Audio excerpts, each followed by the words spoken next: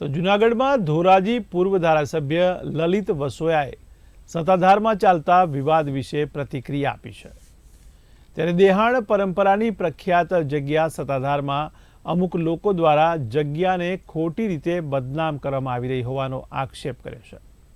ત્યારે લલિત વસોયાએ જણાવ્યું હતું કે સત્તાધાર મંદિર અને મહંત ઉપર ખોટા આક્ષેપો થઈ રહ્યા છે અને તેના કોઈ પુરાવા મીડિયા કે કાનૂની પ્રક્રિયામાં લાવવામાં આવતા નથી।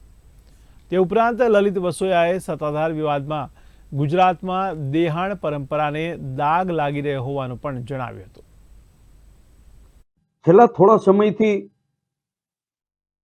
સૌરાષ્ટ્ર અને ગુજરાતની દેહાણ પરંપરાની પ્રસિદ્ધ જગ્યા સત્તાધારનો વિવાદ અમુક લોકો દ્વારા ઉછાળવામાં આવી રહ્યો છે। ત્યારે કોંગ્રેસ પાર્ટીના આગેવાન તરીકે, માજી ધારાસભ્ય તરીકે નહીં, પરંતુ દેહાણ પરંપરાના ચાહક તરીકે આજે મારે કહેવું છે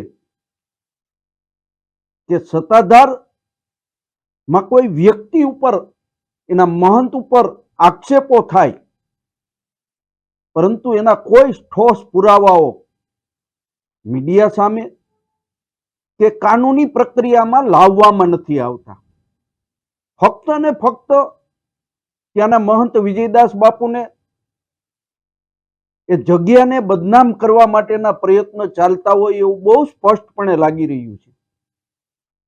કાનૂની પ્રક્રિયામાં કોઈ વસ્તુ આવી નથી કે એના માટેની કોઈ પ્રક્રિયાઓ નથી થતી, નથી કોઈ ઠોસ પુરાવાઓ રજૂ કરવામાં આવતા।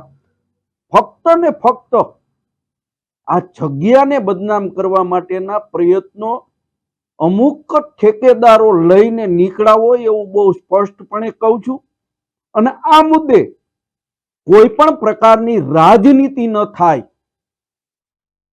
અને સનાતન પરંપરા અને દેહાણ પરંપરા જીવંત રહે, એની સંસ્થાઓ બદનામ ન થાય, એના માટેના જે ઠેકેદારો અમુક લઈને નીકળ્યા છે સનાતન ધર્મના, એવા લોકોએ પણ પ્રયત્ન કરવો જોઈએ ને। મારે આખા ગુજરાતના સાધુ સંતોને પણ વિનંતી છે કે આવા જગ્યાના વિવાદોની અંદર ઇન્વોલ્વમેન્ટ થઈ અને આ વિવાદોને શાંત પાડી ધાર્મિક જગ્યાઓને બદનામ થતી રોકવી જોઈએ।